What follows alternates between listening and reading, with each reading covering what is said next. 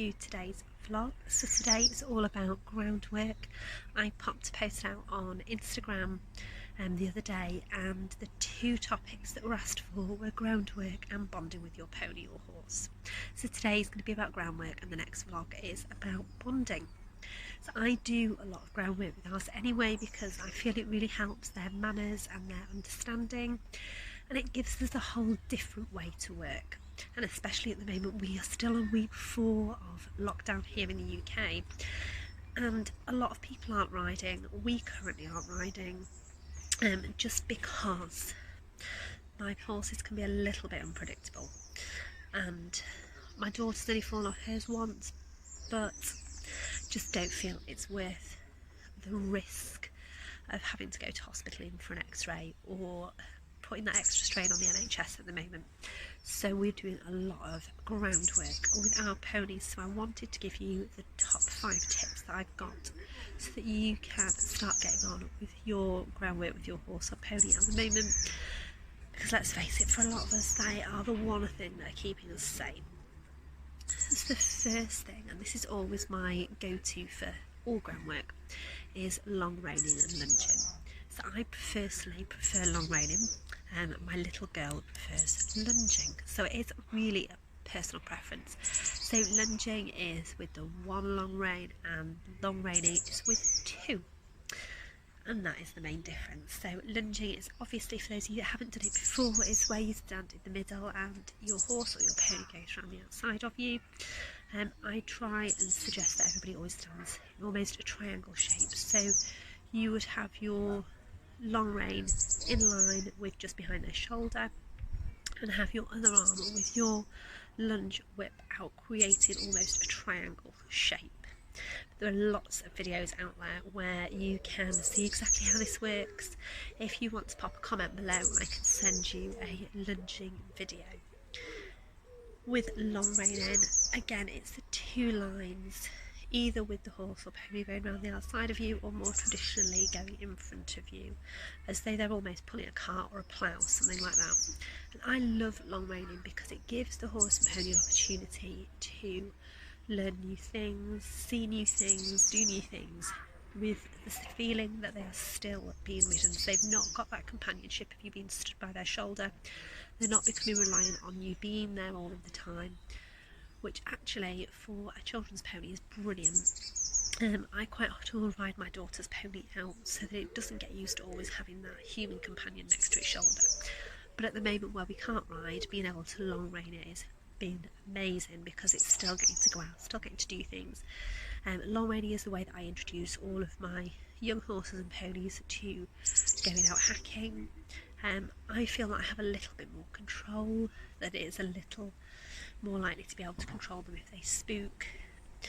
So it really is personal preference, but for me long reining is the way that I introduce all of my horses and ponies to new experiences as well. It gives me an opportunity, as sort of the second aspect of this video, to be able to teach them to use voice, or even just move away from your energy. So the one thing with groundwork I do a lot with them is teach my ponies voice commands as well as physical aids and energy commands, because it's not just me that rides them, and if my kids or my nieces are on one of my horses and I need them to do something, I need them to respond to my voice commands. So I use long reining, lunging and a lot of groundwork to teach voice commands as well, and not only voice commands but also energy. So our horses, the reason they move forwards, backwards, sideways, is because they're responding to the energy that we're putting onto them. It's not always the physical pressure, they're moving away from that energy. And so I use a lot of groundwork to be able to teach them to move to and from that energy. And lunging and long reining is a great way of doing that. As is the third aspect, which is leading. So there are 2 different ways of leading your pony or your horse, and quite often we rush leading because we bring them in from the field, put them in a stable, we take them out the stable, we lead them back. There's always an end point, there's always a purpose to it. We often don't lead in the appropriate way because we are just turning them out in the field, or we are just bringing them in, or we're just taking them up for feed, whatever that might be. But groundwork is a great way to teach them to lead properly. So the first way to lead is from the front. So this is teaching leadership, it's teaching that you are the leader of this horse or pony. It's building those skills, and it's also teaching personal space, because if you are in front, they are having to learn what is your personal space.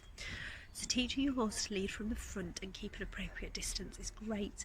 Teaching them to stop when you stop, teaching them actually when you turn they follow, little things like that. If you stop and they keep coming up to you, putting some pressure, some energy down that rope line, giving a little shake is a great way of getting them to back up and then learn to stop and keeping out of that personal space of yours. But just remember that when you do that, any energy and pressure that you're putting down that lead rope needs to stop as soon as they take the action that you want them to do. The other way to lead is next to them. So traditionally, when you're doing your lead rein shows and you're in the ring, this is exactly where you would be. You would be right next to your horse or your pony.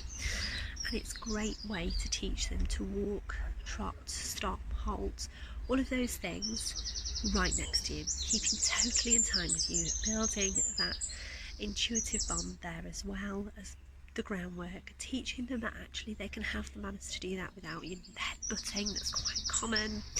The itching on you, them deciding they need to be 3 steps ahead of you or 3 steps behind you, and you end up dragging them.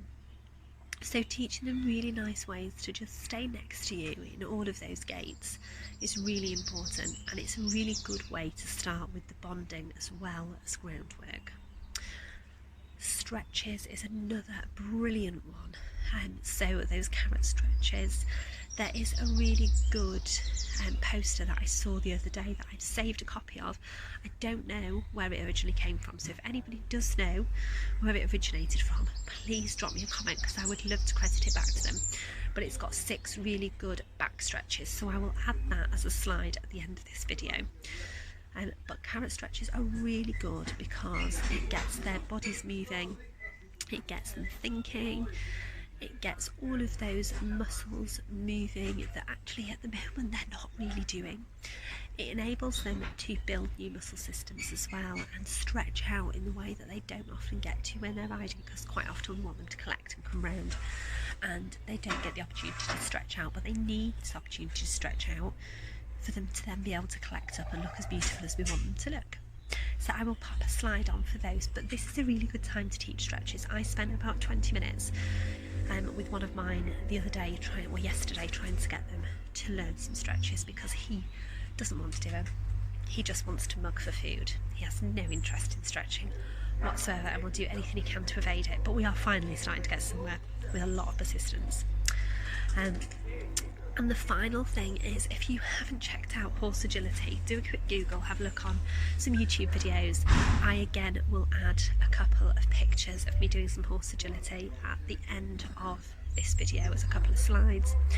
It is a great way to introduce your horse or pony to spooky situations, to really scary things. So I set up the field not long before we went into lockdown, and did some of this with my daughter's pony, who can be a little bit spooky.